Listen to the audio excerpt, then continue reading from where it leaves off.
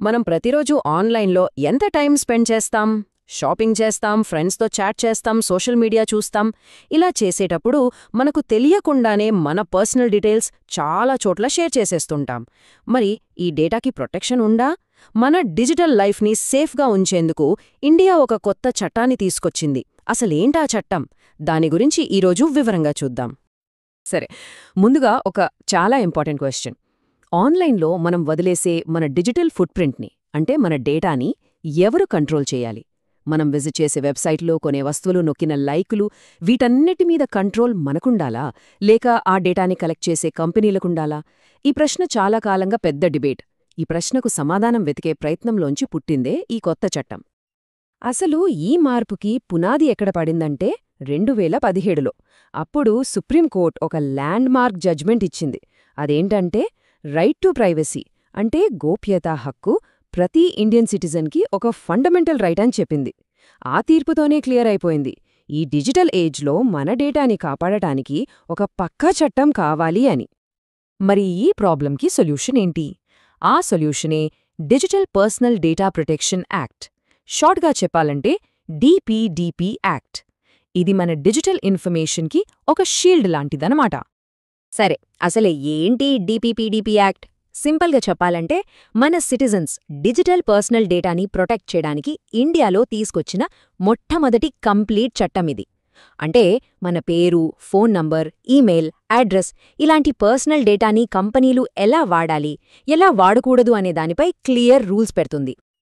ఇదింకా ఈజీగా అర్థం కావాలంటే యూరప్లో ఫేమస్ అయిన జీడీపీఆర్ గురించి వినే ఉంటారు కదా. అచ్చం అలాగే ఇది ఇండియా వర్షన్ ఆఫ్ జీడీపీఆర్ అనుకోవచ్చు. అక్కడైనా ఇక్కడైనా రెండింటి గోల్ ఒకటే, మన డేటాని ప్రొటెక్ట్ చేయటం. ఓకే, ఈ కొత్త చట్టంలో ఇద్దరు మెయిన్ ప్లేయర్స్ ఉంటారన్నమాట. ఎవరెవరు, వాళ్ళ రోల్స్ ఏంటి అనేది ఇప్పుడు చూద్దాం. ఇది అర్థమైతే చట్టం మొత్తం ఈజీగా అర్థమైపోతుంది. మొదటిది డేటా ప్రిన్సిపల్. సింపుల్గా చెప్పాలంటే ఎవరి డేటా అయితే కలెక్ట్ చేస్తున్నారో వాళ్లే డేటా ప్రిన్సిపల్. అంటే ఫేస్బుక్ వాడుతున్నా, అమెజాన్లో షాపింగ్ చేస్తున్నా, ఆ సర్వీస్ని యూజ్ చేసే ప్రతి ఒక్కరూ డేటా ప్రిన్సిపల్ కిందకే వస్తారు. బేసిక్గా మనమే అన్నమాట. ఇక రెండో ఇంపార్టెంట్ రోల్ డేటా ఫైడ్యూషరీ. మన డేటాని కలెక్ట్ చేసి ప్రాసెస్ చేసే ఏ ఆర్గనైజేషన్ అయినా సరే డేటా ఫైడ్యూషరీ అవుతుంది. ఉదాహరణకు ఫేస్బుక్, అమెజాన్ లాంటి పెద్ద కంపెనీలు, మన బ్యాంకులు, గవర్నమెంట్ పోర్టల్స్ ఇవన్నీ కూడా డేటా ఫైడ్యూషరీసే. అయితే ఈ చట్టం ఏం చేస్తుంది? ఇది డేటా ప్రిన్సిపల్స్ అయిన మన హక్కులకి, డేటా ఫైడ్యూషరీస్ అయిన కంపెనీల బాధ్యతలకి మధ్య ఒక బ్యాలెన్స్ తీసుకొస్తుంది. సో మనకి కొన్ని కొత్త రైట్స్ వస్తాయి, కంపెనీలకి కొన్ని కొత్త రెస్పాన్సిబిలిటీస్ పెరుగుతాయి. ఏంటవి చూద్దాం. ఇక్కడ చూస్తే ఒక వ్యక్తిగా మనకున్న హక్కులేంటంటే అసలు మన గురించి ఏ డేటా కలెక్ట్ చేస్తున్నారో తెలుసుకోవచ్చు. అందులో ఏవైనా తప్పులుంటే వాటిని కరెక్ట్ చేయమని అడగొచ్చు. మన డీటెయిల్స్ అప్డేట్ చేయొచ్చు. ఇంకా మన డేటాని మొత్తం డిలీట్ చేయమని కూడా అడగగలం.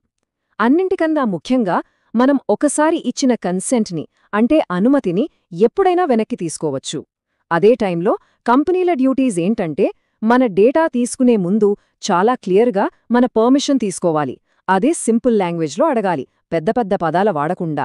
వాళ్ల దగ్గరున్న మన డేటాని చాలా జాగ్రత్తగా కాపాడాలి. ఒకవేళ ఎప్పుడైనా డేటా బ్రీచ్ జరిగితే, అంటే డేటా లీక్ అయితే వెంటనే రిపోర్ట్ చేయాలి. ఈ యాక్ట్లో మరో చాలా ముఖ్యమైన పాయింట్ ఉంది. అది పిల్లల డేటా గురించి. ఇకపై పిల్లల డేటాని ప్రాసెస్ చెయ్యాలంటే ఖచ్చితంగా వాళ్ల పేరెంట్స్ లేదా గార్డియన్ పర్మిషన్ తీసుకోవాల్సిందే. ఇది చాలా అవసరమైన ప్రొటెక్షన్. సరే, చట్టమైతే చేశారు, బానే ఉంది. కాని దీన్ని అమలు చేసేదెవరు? రూల్స్ బ్రేక్ చేసే కంపెనీల సంగతి ఎవరు చూస్తారు? దీనికోసం ఒక పవర్ఫుల్ డిజిటల్ వాచ్డాగ్ని కూడా సెటప్ చేశారు. అదే డేటా ప్రొటెక్షన్ బోర్డ్ లేదా డిపిబి. ఇది డేటా ప్రొటెక్షన్ ఇష్యూస్ కోసం ఒక సివిల్ కోర్టులా పనిచేస్తుంది. దీని స్పెషాలిటీ ఏంటంటే ఇది 100% డిజిటల్. అంటే కంప్లైంట్స్ నుండి విచారణ వరకు అంతా ఆన్లైన్లోనే జరుగుతుంది. దీనివల్ల ప్రాసెస్ చాలా ఫాస్ట్ అవుతుంది. మరి ప్రాసెస్ ఎలా ఉంటుంది?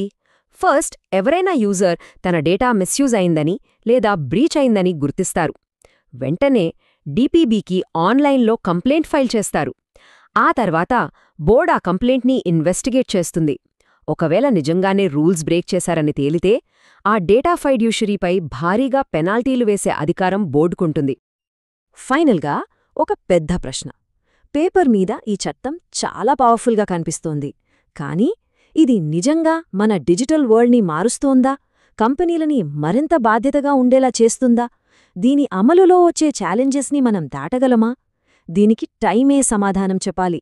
కానీ మన డిజిటల్ రైట్స్ని కాపాడే విషయంలో ఇది ఖచ్చితంగా ఒక సరైన, చాలా బలమైన అడుగు అని మాత్రం చెప్పొచ్చు.